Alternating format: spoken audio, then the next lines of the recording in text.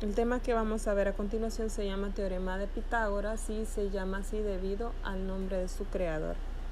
Este teorema se aplica para los triángulos rectángulos que nosotros ya hemos estado estudiando en las funciones trigonométricas. Aquí tengo un triángulo rectángulo y nosotros sabemos, si identificamos sus partes, que siempre al frente del ángulo recto va a estar ubicada nuestra hipotenusa.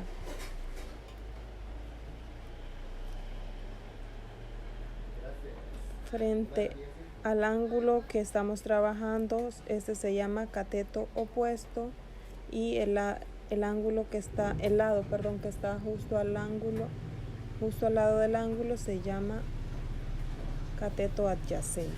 Entonces el teorema de Pitágoras lo que nos dice es que la hipotenusa es igual a la raíz cuadrada del cateto opuesto al cuadrado más el cateto adyacente al cuadrado. De esta misma nosotros podemos deducir las otras fórmulas. Tenemos que A es igual a C cuadrado menos B cuadrado y que B es igual a C cuadrado menos A cuadrado. Pero como nosotros vamos a trabajar con cateto opuesto, cateto adyacente e hipotenusa, vamos a hacer el cambio. Entonces la C nosotros le vamos a llamar hipotenusa. Entonces lo voy a cambiar como hipotenusa es igual a raíz cuadrada del lado opuesto al cuadrado más lado adyacente al cuadrado. El lado opuesto va a ser igual a la raíz cuadrada de la hipotenusa al cuadrado menos el lado adyacente al cuadrado.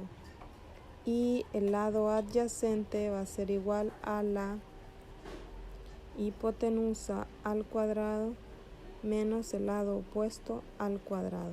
Con estas fórmulas de aquí nosotros vamos a poder encontrar cualquiera de los tres lados desconocidos en un triángulo rectángulo, siempre y cuando conozcamos dos lados y nos haga falta uno. A continuación vamos a aplicar el teorema de Pitágoras y vamos a completar los siguientes triángulos que tenemos aquí. En el primero tenemos este triángulo donde uno de sus lados mide 5, el otro lado mide 4, pero nos falta la medida de uno de sus lados. Entonces lo primero que vamos a hacer es ubicar qué tipo de lado es el que nos falta. Vuelvo a repetir, frente al ángulo recto siempre está ubicada nuestra hipotenusa. Aquí tenemos ubicado este ángulo y justo al frente del ángulo está nuestro lado opuesto.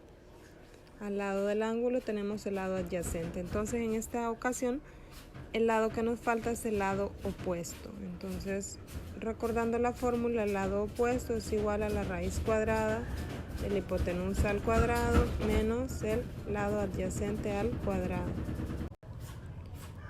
Ahora vamos a sustituir los valores que tenemos en el triángulo. Entonces, como ya tenemos ubicada la fórmula, vamos a sustituirlos por los números. Entonces nos dice que la hipotenusa al cuadrado, en este caso, en este triángulo la hipotenusa es 5, entonces lo vamos a elevar al cuadrado y le vamos a restar el lado adyacente, que es 4. Entonces vamos a hacer las operaciones indicadas y resolvemos. 5 por 5, 25, 4 por 4, 16. Entonces hacemos la operación de resta, 25 menos 16, y eso nos da un valor de 9. Lo que procede es calcular la raíz cuadrada de 9, que en este caso es 3. Entonces el lado opuesto sería 3. Y si queremos obtener las funciones trigonométricas para este triángulo, entonces volvemos a aplicar seno, coseno, tangente, y ya sabemos que las otras tres son la función inversa de esas. Entonces la función seno, como la definición nos dice, es lado opuesto sobre hipotenusa. En este caso el lado opuesto es 3 y la hipotenusa es 5. Entonces nos va a quedar 3/5. Coseno, que es lado adyacente, en este caso vale 4, y la hipotenusa, que vale 5. tangente, que es lado opuesto, sobre lado adyacente, nos quedaría 3 sobre 4. Y para las demás funciones, que son cosecante, secante y cotangente, solo vamos a invertir los valores. Para la función cosecante, entonces nos quedaría 5 sobre 3. Para la función secante nos va a quedar 5 sobre 4. Y para la función cotangente nos quedaría el valor de 4 sobre 3. Entonces ya con esto hemos calculado las funciones trigonométricas para este triángulo rectángulo. Ahora bien, vamos a pasar al ejemplo número 2, donde también tenemos un triángulo con medidas de 8 y 6, pero nos falta este lado de aquí. Vamos a ver qué lado es el que nos falta. Aquí este es nuestro ángulo, entonces el que está al frente es el lado opuesto, el que está al lado es el lado adyacente y el que está justo al frente del ángulo recto es nuestra hipotenusa. Es decir, que en esta ocasión lo que nos hace falta es la hipotenusa, y la fórmula me dice que la hipotenusa es igual a el lado opuesto al cuadrado más el lado adyacente al cuadrado. Entonces procedemos a hacer la suma de esos dos. El lado opuesto, que en este caso es 6, sería 6 a la 2, y el lado adyacente, que es 8 a la 2. Entonces resolvemos. 6 por 6, 36, 8 por 8, 64. Hacemos la suma y vamos a ver que 36 más 64 es 100 y la raíz cuadrada de 100 es 10. Entonces tenemos que la hipotenusa vale 10.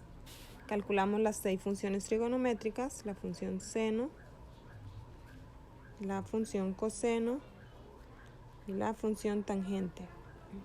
La función seno sabemos que es lado opuesto sobre hipotenusa. Vamos a ver, el lado opuesto es 6, la hipotenusa es 10, entonces nos va a quedar 6 sobre 10.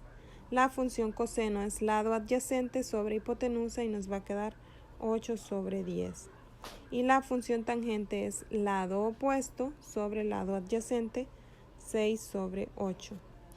Hacemos las otras 3 funciones: cosecante, secante y cotangente. Aquí nos quedaría 10 sobre 6, este otro nos va a quedar 10 sobre 8 y esta otra nos va a quedar 8 sobre 6. Continuando con el ejemplo número 3, tenemos este triángulo cuya medida son 13 y 12, pero nos falta una medida. Entonces vamos a ver cuál es el lado que nos falta. Al frente del ángulo recto está ubicada nuestra hipotenusa.